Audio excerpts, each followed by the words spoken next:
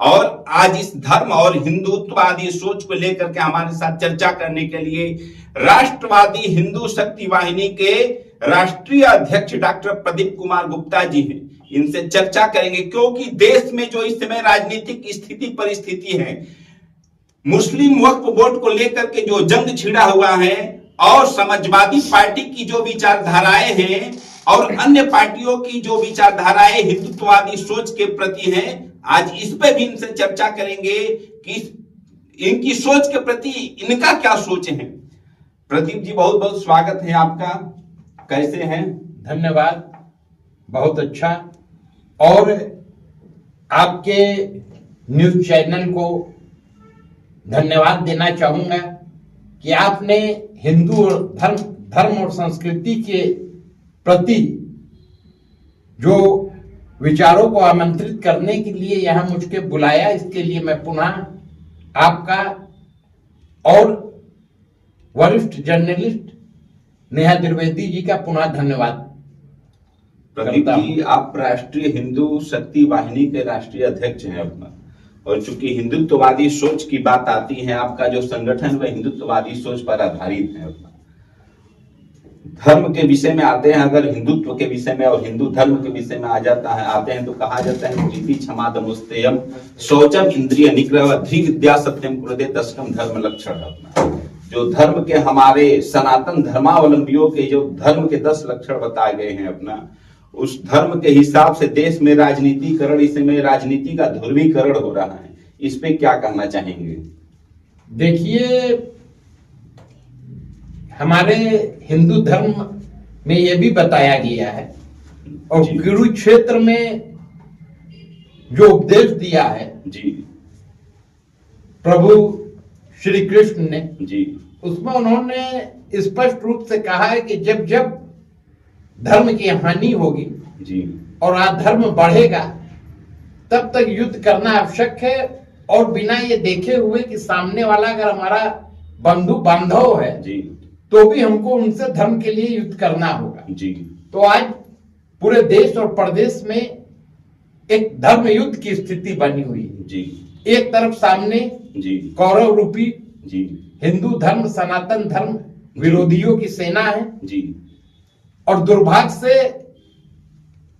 इस देश की जो आत्मा है वो हिंदुत्व है जी, और राष्ट्रवाद और हिंदुत्व को अलग करके हम नहीं देख सकते। दोनों एक दूसरे के पूरक हैं जी, मगर ये दुर्भाग्य की बात है जी कि आज मुस्लिम तुष्टीकरण की नीति पर चलने वाले जी, अपनी राजनीतिक रोटी सेकने वाले ऐसे जी, राजनीतिक दल हैं जी, जो बराबर हिंदुत्व पर सनातन पर कुठाराघात कर रहे हैं जी, और कहीं ना कहीं से हिंदुत्व को नीचा दिखा करके अपनी राजनीतिक ग्राफ को बढ़ाने का काम कर रहे हैं जी, तो ऐसे समय में राष्ट्रवादी हिंदू शक्ति वाहिनी ही नहीं, जी, जितने भी हिंदू संगठन हैं जी, उनकी ये भूमिका बनती है जी, कि वो हिंदुत्व के मुद्दे पर, वो राष्ट्रवाद के मुद्दे पर, वो सनातन धर्म और संस्कृति की जड़ों को मजबूत करने के मुद्दे पर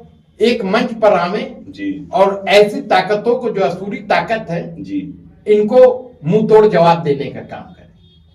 अभी आपने धर्म क्षेत्र की और कुरुक्षेत्र की बात की अपना, और कहा कि जब जब इस तरीके की चीजें होती हैं भगवान श्री कृष्ण ने कहा है अपना कि सामने आएंगे।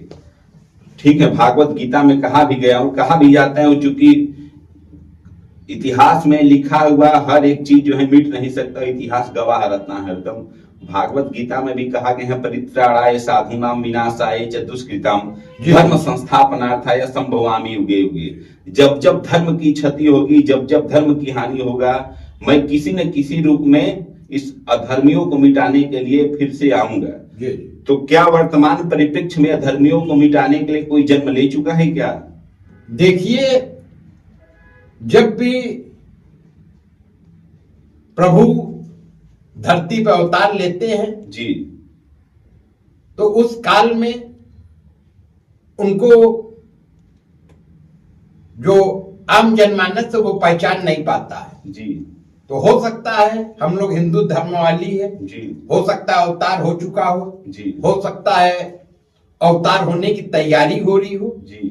मगर ये निश्चित है कि जैसी कि इस बात की व्याख्या है कि कल की अवतार भी होगा, जी। उसका भी समय आ चुका है। जी। तो उनके स्वागत की तैयारी के लिए भी हिंदू धर्मवालियों को जी। और सनातन प्रेमियों को तैयार होना चाहिए। जी। और ये जो असुरी प्रवृत्ति की ताकतें हैं जो बढ़ रही हैं, जैसा आपने देखा होगा कि मुस्लिम तुष्टीकरण की नीति पर इन लोगों की जायज और नाजायज मांगों को पूरा करने का काम, इनको पूरा पूरा लाभ पहुंचाने का काम जी। और हिंदुस्तान में हिंदुओं को दोयम दर्जे का नागरिक बनाने का काम केंद्र में काफी समय तक कांग्रेस की सरकार करती रही। जी। हमारे जो मंदिर मुगलों द्वारा लूटे गए, जी, उनका स्वरूप परिवर्तित करके मस्जिदों में, दरगाहों में परिवर्तित किया गया। उनको बचाने के लिए जी वर्शिप ऑफ प्लेसेस एक्ट 1991 को अस्तित्व में लाए। और तमाम ऐसे एक्ट हैं जो हिंदुओं के लिए काले एक्ट कहे जाएंगे, काले कानून कहे जाएंगे जी। और तमाम स्टेलिन से लेकर के तमाम ऐसे दलों के लोग रहे हैं जो कहीं ना कहीं से हिंदुत्व का विरोध करते हैं जी। और अगर आज हम लोग वर्तमान परिवेश में देखें जी, तो जो समाजवादी पार्टी है जी, वो इस होड़ में है कि कितना ज्यादा से ज्यादा वो हिंदू धर्म और संस्कृति के विरोध में वक्तव्य दे जी। और कहीं ना कहीं से जी वो हिंदुत्व का विरोध करके अपनी राजनीतिक रोटी सेकने का काम कर रही है जी। दिल्ली में राज्यसभा में उनका सांसद रामजी लाल सुमन हमारे हिंदू महापुरुषों पर अनर्गल टीका टिप्पणी करता है जी। राणा सांगा जी के प्रति अमर्यादित टिप्पणी करता है, जिसको खुद कर्नल टॉड जो कि अंग्रेजी इतिहासकार थे, उन्होंने हिंदूपति राजा की उपाधि दी और मुगलों के विरुद्ध 100 लड़ाइयां लड़ने वाला हिंदू राजाओं का एक महासंघ बना करके जी राजा बताया। मगर एक बाबर नामा जो कि कल्पित है और अपने को महिमा मंडित करने के लिए बाबर द्वारा स्वयं लिखा गया जी, उसके एक अध्याय के आधार पर उनके विरुद्ध इस तरीके की टीपा टिप्पणी की कि आज पूरे देश में एक माहौल बिगड़ चुका है जी। एक जातीय संघर्ष की स्थिति पैदा हो चुकी है और स्वयं अखिलेश यादव ने जिस तरीके का बयान दिया हिंदू धर्म और संस्कृति के विपरीत है जी। ये एक अपने को सनातनी कुल में पैदा होने वाला व्यक्ति अगर ये कहे कि उससे गौशाला से बदबू आती है, जो समय यदुवंशी से आता है जी, उसके इस बयान से अखिलेश यादव की ये लगता है कि कहीं ना कहीं से उनके डीएनए में खोट है, क्योंकि एक सच्चा यदुवंशी, एक सच्चा सनातनी कभी भी गौ माता के प्रति, जो कि हिंदू धर्म और संस्कृति में एक आस्था का प्रतीक है, हम लोग उनको मां का दर्जा देते हैं, उनके गौशाला से, उनके निवास स्थान से उसे बदबू है और वो इत्र पार्क बनवाने की बात करते हैं। तो जहां तक मैं समझता हूं कि ये उनको विरासत में रक्त परंपरा में मिली है और उनसे इससे ज्यादा उम्मीद भी नहीं किया जा सकता है। जिनके पिताजी ने खुल करके कहा कि मैं हिंदू विरोधी हूं और 1992 में जिस तरीके से उसने कत्लेआम करवाया, गोलियां चलवाया कार सेवकों पर जी, वो आज भी हिंदू जनमानस भूली नहीं जी। अभी मुझको लगता है कि 24 घंटा भी नहीं हुआ होगा जी, इनका एक पार्टी का नेता इंद्रजीत सरोज ने प्रभु श्री राम के नाम जाप पर ही जी, जिनको हम लोग मानते हैं कि उनके नाम लेने मात्र से मुक्ति मिलती है, उनके नाम जाप पर ही उसने उंगली उठाने का काम किया जी, नीचा दिखाने का काम किया जी। और इनके जो छुटभैया नेता हैं, टुटपुजिया नेता हैं जी, जिस तरीके से आपने बनारस में देखा, चाहे हरीश मिश्रा रहे, चाहे लालू यादव हैं, जी, चाहे संदीप मिश्रा हैं जी, और भी तमाम जो हैं, वो बराबर इस तरीके की बातें करते जो कहीं ना कहीं से हिंदू जनमानस को ठेस पहुंचाती है। जी, तो ऐसी हिंदू विरोधी ताकतों के विरोध में हिंदू संगठनों को, हिंदू धर्म प्रेमियों को, जी, हिंदू धर्म और संस्कृति की रक्षा के लिए एकजुट होकर के जी, और सड़क पर उतर करके इनको मुंहतोड़ जवाब देना चाहिए। जी, और जिस दिन हिंदू जनमानस जाग गया, मैं आपको बताना चाहता हूं, जी, बात थोड़ा कड़वी है मगर यह सच है जी, कि ऐसे हिंदू विरोधी हम्म, जो लोग हैं, जी, जो हिंदू विरोध के नाम पे राजनीति कर रहे हैं, जी, जिस तरीके का आज माहौल बना है, ऐसे हिंदू विरोधी राजनीतिज्ञों को जी, जनता दौड़ा दौड़ा के मारने का काम करेगी, इनको कहीं जगह नहीं मिलेगी। अपनी आपने अखिलेश यादव की चर्चा की है अपना कि उनके डीएनए में खोट है अपना।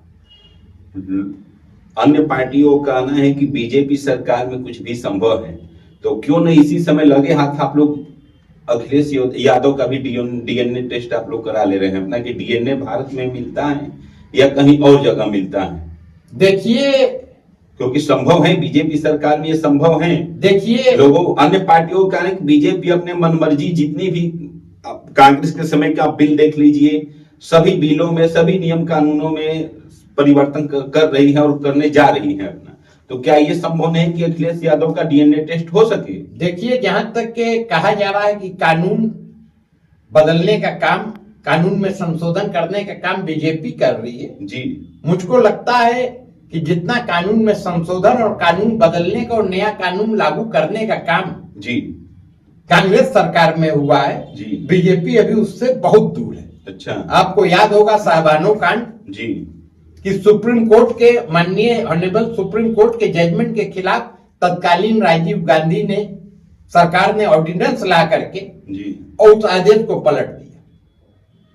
और जहां तक डीएनए की आप बात कर रहे हैं, देखिए कुछ चीजें होती हैं उसके लिए डीएनए की जरूरत नहीं होती, वो डीएनए समझ में आ जाता है। प्रत्यक्ष किम प्रमाण, तो प्रत्यक्ष रूप से दिख रहा है कि सनातन विरोधी जी, बाप का सनातन विरोधी बेटा, और वो एकदम उसी दिशा में बढ़ रहे हैं आगे, जिस दिशा में आगे चल करके अपनी राजनीतिक मुकाम को हासिल करने का काम किया था। जालीदार टोपी लगा करके इफ्तार पार्टियों में जाते थे, जी, सपा का कार्यालय जी, लगता था कि मुस्लिम मंचों का हेडक्वार्टर है। जिस तरीके से राम मंदिर ना बन पाए, इसके लिए उन्होंने पूरी सरकार की अपनी उस समय की ताकत लगा दी थी। जी, उन्होंने कार सेवकों पे गोली चलाई और मुन्नन खान और रिजवान जाहिर जैसे उनके विधायक और सांसद उस समय कार सेवकों की से निपटने की रणनीति का एक बड़ा हिस्सा हुआ करते थे। जी, तो ऐसे लोग के प्रति हिंदू जनमानस को आगे आना चाहिए और ये मन बना लेना चाहिए कि अब राजनीति में इन लोगों को हम लोग पनपने नहीं देंगे। और हिंदू संगठनों को भी आगे आकर के मांग करनी चाहिए कि इस तरीके से हिंदू विरोधी राजनीति करने वाले हिंदुस्तान में राजनीतिक दल चलाने के लायक नहीं है। इनके दलों की सदस्यता मान्यता समाप्त कर देनी चाहिए।